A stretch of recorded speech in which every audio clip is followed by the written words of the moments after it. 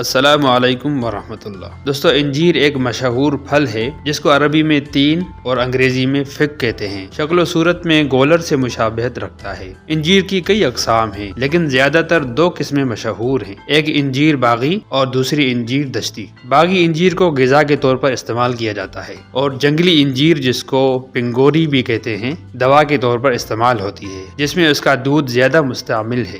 انجیر کے درخت کی بلندی 6 فٹ سے 9 فٹ تک ہوتی ہے۔ انجیر دشتی کو ہندی میں کٹومڑی بھی کہتے ہیں۔ دوستو، مقام پیدائش کے اعتبار سے دیکھا جائے تو انجیر کی پیدائش بر صغیر و ہند کے علاوہ عرب، ایران اور افریقہ میں ہوتی ہے۔ کابل میں خصوصی طور پر اس کی باقاعدہ کاشت ہوتی ہے۔ یہ کھانے میں شیریں لیکن اس میں قدرے ہیک ہوتی ہے۔ اس کی ایک چھوٹی قسم ہے جو شام میں پائی جاتی ہے۔ دوستو، رنگ اور ذائقے کے اعتبار سے دیکھا جائے تو سرخ زردی مائل، جنگلی انجیر سیاہی مائل، ذائقہ شیریں اور کھانے میں لذیذ ہوتی ہے۔ بطور پھل استعمال کی جاتی ہے۔ مزاج کے اعتبار سے انجیر خشک اور گرم ہے۔ افعال و اثرات کے لحاظ سے دیکھا جائے تو عضلات میں تحریک پیدا کرتی ہے، اعصاب میں تحلیل پیدا کرتی ہے اور جگر میں سکون پیدا کرتی ہے۔ کیمیائی طور پر خون پیدا کرتی ہے اور بلغم کو صاف کرتی ہے۔ انجیر نیا خون پیدا کرتی ہے، دل میں تقویت پیدا کرتی ہے، پیٹ کو نرم کرتی ہے، بلغم کو سینے سے خارج کرتی ہے۔ فوائد کے لحاظ سے دیکھا جائے تو انجیر میں غذائی اجزاء بہت زیادہ ہیں۔ دل اور پھیپھڑوں میں تیزی پیدا کر کے دماغ اور اعصاب کو طاقتور بناتی ہے۔ جگر و گردوں کی طرف رطوبات کو بھیج کر وہاں سکون کا باعث بنتی ہے۔ سفید ذرات خون کو سرخ ذرات خون میں تبدیل کرتی ہے۔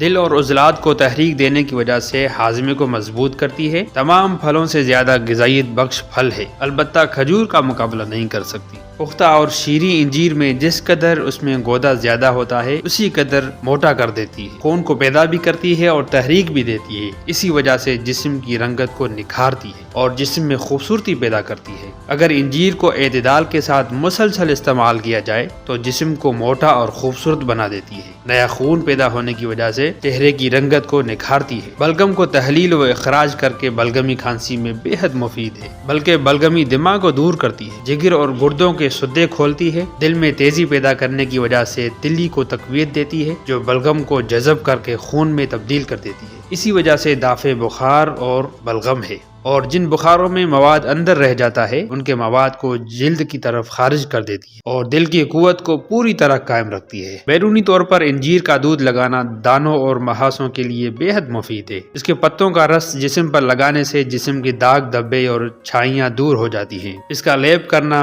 پھوڑے پھنسی کو پکا کر پھاڑ دیتا ہے۔ اس کی لکڑی کی راکھ ہر قسم کے زخم کو بھر دیتی ہے، خصوصاً پاگل کتے کے کاٹے کے زخم کو بھر دیتی ہے۔ انجیر کا ذکر قرآن مجید میں بھی آیا ہے، بلکہ ایک سورت کا نام تین ہے جس کی ابتدا ہی تین سے ہوتی ہے، یعنی انجیر کے نام سے۔ والتین والزیتون وطور سینین وہذا البلد الامین۔ ان چاروں چیزوں کی قسم کھا کر کہا گیا ہے کہ لقد خلقنا الانسان فی احسن تقویم، کہ انسان کی پیدائش انتہائی عمدہ بناوٹ سے کی گئی ہے۔ وہ انسان کی تکمیل میں ان صورتوں اور مقامات کا حصہ ہے جس کی وجہ سے انسان کی تخلیق بہترین ہوئی ہے۔